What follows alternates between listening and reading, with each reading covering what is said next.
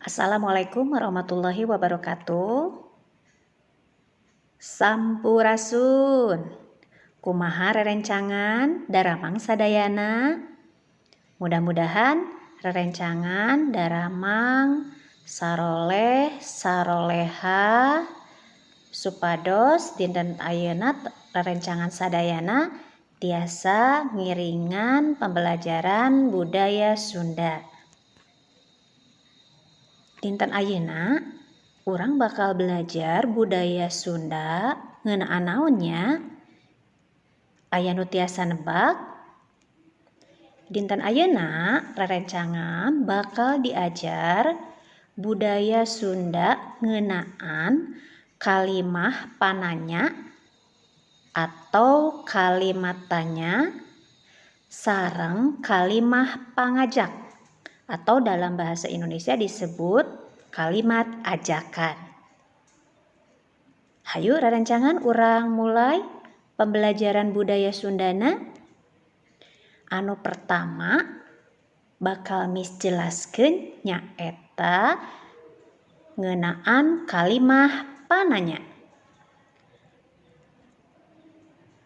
Kalimah pananya dalam bahasa Indonesia disebut juga kalimat tanya. Apa sih artinya kalimat tanya? Atawa naon sih hartosna kalimah pananya? Kalimah pananya nyaeta kalimah anu gunana pikeun nanyakeun hiji perkara ka jalma lian sangkan urang meunang jawabanana. Ciri kalimah pananya aya 2, nyaeta hiji aya tanda tanya di akhir kalimah. Jadi ada tanda tanya di akhir kalimat. Ciri anu kadua aya kecap pananya atau ada kata tanyanya. Nah, kecap pananya atau kata tanyanya apa saja? Ayeuna urang diajar kecap pananyanya rerencangan. Anu kahiji, kecap pananya kunaon. Kunaon lamun dinu bahasa Indonesia disebut juga mengapa. Anu kadua nyaeta kamana. Kamana dina bahasa Indonesia disebut kemana.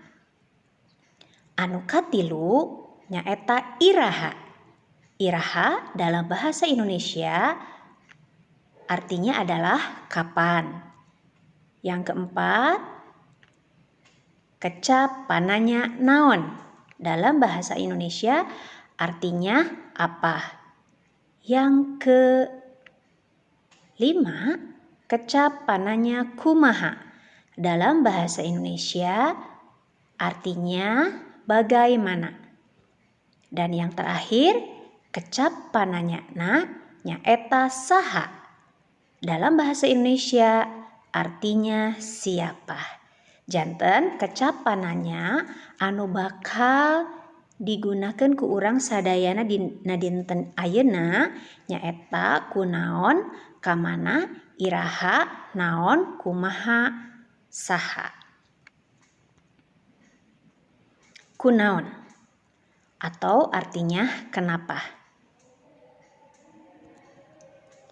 Biasana kecap pananya kunaon nyaeta pikeun nanyakeun sabab.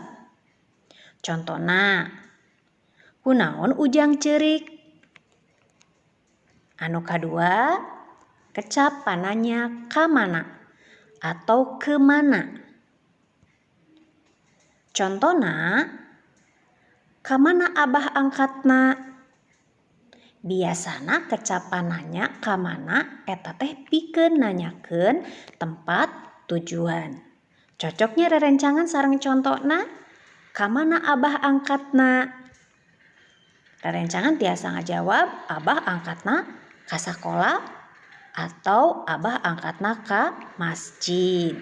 Ayeuna kecap pananya anu katilu nyaeta iraha. atau kapan. Biasana kecapananya iraha pikeun nanyakeun waktu. Contona, iraha agung angkat ka bumi Javas. Kecapananya anu saterusna nyaeta naon atau apa.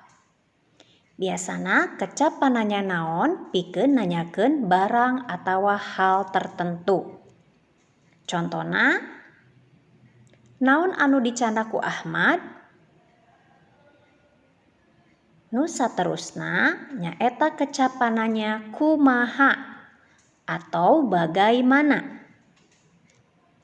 Biasana kecapananya kumaha pikeun nanyakeun cara. Contona, kumaha carana ngadamel sayur kacang? Kecapananya saha atau siapa?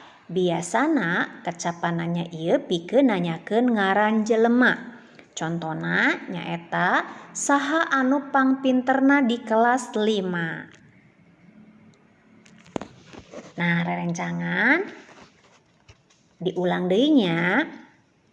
Jadi kalimat pananya aya 2 ciri, nyaeta hiji ngagunakeun tanda tanya, anu kaduana aya kecapananya. Ayeuna urang teraskeun kanu materi anu kadua nyaeta kalimah pangajak. Kalimah pangajak kalau di Indonesia, di dalam bahasa Indonesia itu adalah kalimat ajakan. Apa sih sebetulnya yang dimaksud dengan kalimah pangajak atau kalimat ajakan? Dalam bahasa Indonesia tadi sudah disebutkan ya sama Miss bahwa kalimat pangajak itu sama seperti kalimat ajakan. Kalimat pangajak nyaeta kalimah anu gunana pikeun ngajak ka batur. Ciri kalimah pangajak aya 2 ciri, nyaeta hiji aya tanda panyeluk di akhir kalimah. Kalau dalam bahasa Indonesia itu adalah kata tanda seru. Tanda panyeluk sama saja dengan tanda seru. Anu kadua, kecap khas pangajak nyaeta kecap yu atawa hayu. Contona, mangga rerencangan titenan contoh di handap ieu. Abel ngajak Ameng ka Leva. Kira-kira kalimah pangajakna kumaha? Dinu kalimat ieu Abel ngajak Ameng ka Leva, urang tentukeun heula saha anu ngajak, saha anu diajak. Abel ngajak Ameng ka Leva. Berarti anu ngajak di dieu nyaeta Abel, anu diajakna nyaeta Leva. Nah, kecap khas yu cara ngagunakeunana nu kahiji serat heula nami nu diajak.